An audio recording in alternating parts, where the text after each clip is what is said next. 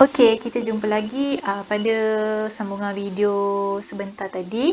Okey, untuk urus niaga yang seterusnya, urus niaga yang ketiga melibatkan urus niaga hasil dan belanja, di mana awak perlu mencari keyword yang menunjukkan terdapat item hasil ataupun belanja dalam urus niaga yang akan dipaparkan sebentar lagi. So, kita tengok contoh. Apa contoh yang diberikan? Okey, contoh urus niaga adalah menerima komisen dengan cek bernilai RM500.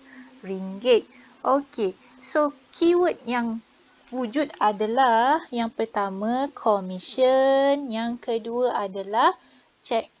Jadi, komisen akan merujuk kepada komponen equity pemilik, manakala cek merujuk kepada komponen aset. Sebab tu saya warnakan komisen dengan warna hijau sebab dia akan pergi ke bahagian equity pemilik. Manakala keyword yang kedua saya warnakan dia sebagai biru sebab keyword ini akan pergi ke bahagian aset. Okey, bila kita tengok, kita terima komisen dengan cek, bermakna cek ni akan merujuk kepada keyword bank. Okey. Jadi, bila kita terima komisen, duit kita dalam bank akan bertambah. So, kita bawalah ke bahagian aset ni. Bank tambah 500. Manakala komisen kita akan bawa ke equity pemilik di bawah untung bersih iaitu komisen tambah RM500. Kenapa saya letak di bawah untung bersih ni? Sebab item hasil merupakan komponen untung bersih. Okey.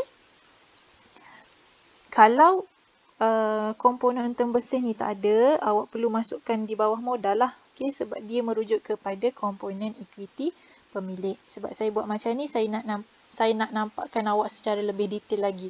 Sebab hasil tu merupakan komponen untung bersih. So, bila ada komisen, awak kena letak di bawah untung bersih dan awak kena simbolkan dia sebagai positif. Okey. Okey, kemudian contoh urus niaga seterusnya adalah membayar gaji dengan tunai bernilai RM1,000. Okey, so keyword yang saya dapat yang pertama adalah gaji, yang kedua adalah tunai. Okey, bila kita tengok gaji, dia merupakan belanja. Okey, bila merujuk kepada belanja, dia akan pergi kepada komponen equity pemilik. Sebab itulah saya hijaukan perkataan ini. So, kita akan bawalah dia pergi sini. Okey. Okey. Jadi, bila membayar gaji dan gaji itu adalah belanja, awak akan tuliskan dia sebagai gaji negatif RM1,000 ataupun dalam kurungan RM1,000. Manakala tunai merupakan komponen aset sebab tu warnanya biru. Okey. Kita pun bawa lah dia ke bahagian aset ni. So, kita akan tuliskan sebagai tunai negatif RM1,000. Kalau awak tengok persamaan perakaunan ni, dia menunjukkan nilai yang seimbang, nilai yang sama antara debit dan kredit. Sebab di sini kita, di sebelah debit kita akan dapat nilai RM1,000. Sini kejap Nilai RM1,000 negatif RM1,000. Manakala di sebelah kredit sama juga negatif RM1,000. So, dia menunjukkan persamaan perakaunan yang sama, yang seimbang. Okey. Kalau tak seimbang, salahlah catatan awak tu. Okey. Okey, kemudian adalah urus niaga yang keempat, di mana urus niaga ni melibatkan jualan dan belian secara kredit. Bila saya tuliskan secara kredit, bermakna kita akan terlibat dengan jualan dan belian secara hutang. Sama ada awak jual kepada pelanggan ataupun awak membeli daripada pembekal, cuma tak bayar lagi, tak terima duit lagi. Sebab tu dikatakan secara kredit. Kredit menunjukkan istilah hutang. Okey, seterusnya contoh urus niaga. Okey, beli barang niaga secara kredit dengan pembekal alung bernilai RM3,300. Jadi saya jumpa dua keyword di sini. Yang pertama keyword barang niaga. Yang kedua keyword pembekal alung.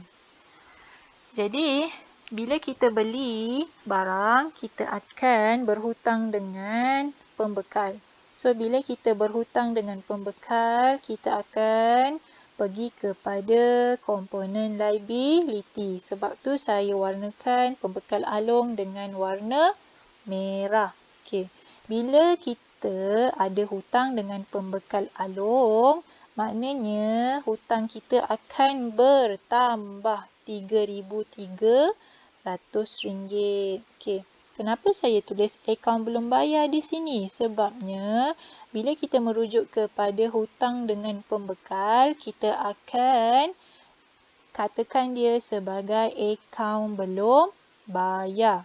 Maknanya kat sini akaun belum bayar pembekal alung. Okey. Okey. Pembekal-pembekal yang kita berhutang, kita akan klasifikasi dia sebagai akaun belum bayar. Kena ingat tu tau. So, bila hutang kita dengan akaun belum bayar bertambah RM3,300, kita beli barang. Tadi kita beli barang secara hutang. Bermakna inventory kita pun akan bertambah RM3,300. Jadi, persamaan perakaunan menunjukkan persamaan yang sama, yang seimbang. Okey?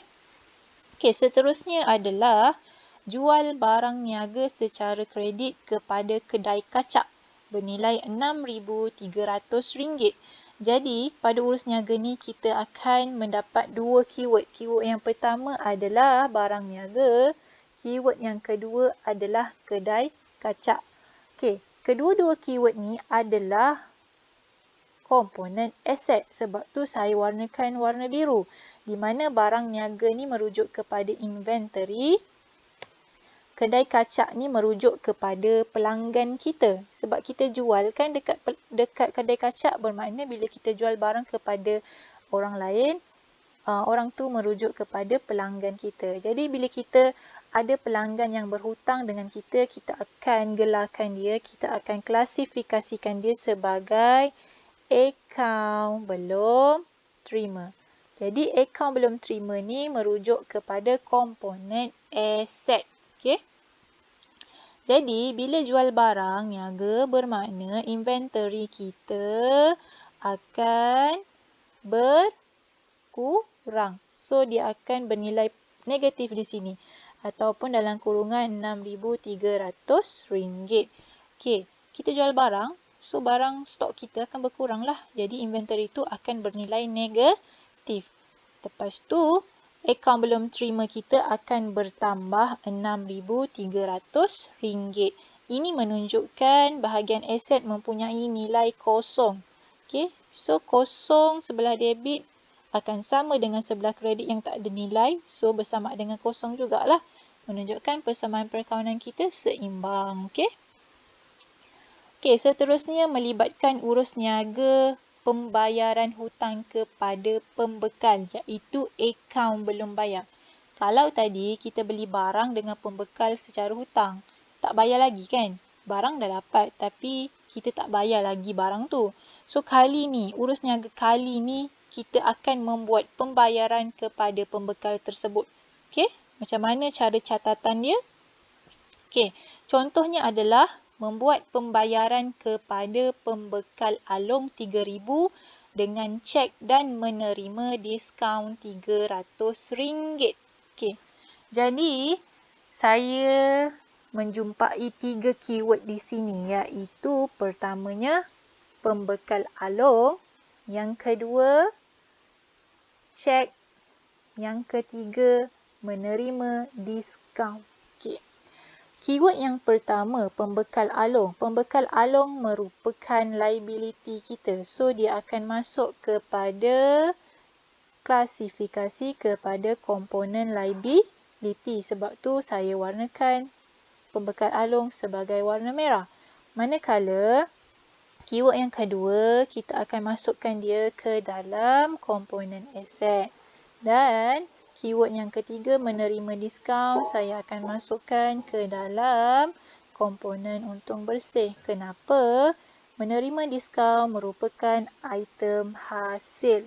Okey.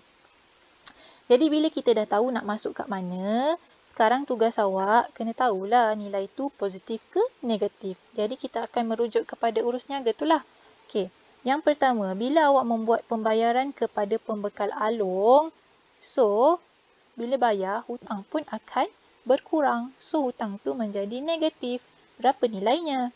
Nilainya adalah 3,300. So awak akan jadikan dia sebagai negatif lah kat sini. Sebab nilainya makin berkurang. Kalau tadi hutangnya bertambah 300, tapi sekarang awak bayar kepada pembekal tersebut, so hutang tu akan selesai lah kan. Sebab tu pada urus niaga kali ini nilainya sebagai negatif RM3,300. Okey. Bila awak buat pembayaran dekat pembekal Along, bermakna awak keluarkan duit daripada bank. Sebab apa saya kata bank? Sebab keyword kedua, kita gunakan cek. Bila cek, merujuk kepada item bank. So, duit pun akan berkurang lah. RM3,000. Kenapa RM3,000? Sebab urus niaga tersebut kata kita buat pembayaran kepada Along sebanyak RM3,000 sahaja. Tapi hutang sebelum ni RM3,300. So mana 300 lagi? So RM300 akan menjadi sebagai diskaun diterima. Diskaun diterima adalah hasil. Jadi dia merujuk kepada nilai positif RM300. Jadi bila awak tengok kat sini, bila awak nak pastikan bahawa persamaan awak seimbang ke tidak, awak kena tengoklah setiap urus niaga yang berlaku tu. Jadi, pada sebelah aset, awak akan ada nilai negatif RM3,000. Manakala, pada sebelah kredit, awak ada dua nilai, RM3,300 dengan positif RM300. Jadi, dia menjadikan nilainya adalah sebanyak negatif RM3,000. Sebab apa? Negatif RM3,300 tambah RM300 dapat negatif RM3,000. Okey. Okey, seterusnya adalah urus niaga yang melibatkan pelanggan menjelaskan hutangnya. Kalau tadi kita bayar hutang kepada pembekal, sekarang pelanggan bayar hutangnya kepada kita. Okey. So, kita tengok contoh urus niaga. So, kedai kacak menjelaskan hutangnya bernilai RM5,800 secara tunai dan diberi diskaun RM500. Jadi, pada urus niaga ni kita akan dapat 3 keyword lah. Okey, kedai kacak yang pertama, tunai yang kedua dan diskaun diberi yang ketiga. Okey, kedai kacak dan tunai merujuk kepada komponen aset sebab tu warnanya biru. Manakala perkataan diberi diskaun merujuk kepada belanja. Belanja merupakan komponen untung bersih. Sebab tu saya warnakan dia sebagai warna hijau. Okey, bila kita dah tahu item-item ni akan berada di mana, so tugas awak adalah menentukan nilai tersebut sama ada tambah atau tolak. Okey, jadi bila kedai kacak jelaskan hutangnya kepada perniagaan, bermakna perniagaan akan mendapat tunai RM5,800. Okey, manakala untuk item akaun belum terima, kenapa saya sebut RM6,300? Sebab sebelum ni kedai kacak hutang kedai kacak sebanyak RM6,300. Tapi masa kedai kacak ni menjelaskan hutangnya, pemilik perniagaan telah berikan diskaun sebanyak RM500. So, walaupun kedai kacak ni dah dapat diskaun, tapi dari segi catatan pada akaun belum terima, kita perlu tolakkan kesemua hutang ni yang pernah wujud. Maknanya masa kedai kacak ni beli dengan kita sebanyak RM6,300. So, awak kena tolakkan RM6,300. Cuma masa awak mendapat tunai, awak hanya dapat RM5,800 dan lagi RM500 awak akan masukkan ke dalam komponen diskaun diberi ke dalam item belanja. Sebab tu awak akan negatifkan RM500. Okey. Jadi, bila awak tengok persamaan perakaunan ni, awak akan mendapat nilai yang seimbang. Okey. Jadi, sebelah debit RM5,800, positif RM5,800, tolak RM6,300 akan dapat negatif RM500. Pada sebelah kredit, awak ada nilai negatif RM500. So, menjadikan persamaan perakaunan awak seimbang. Okey.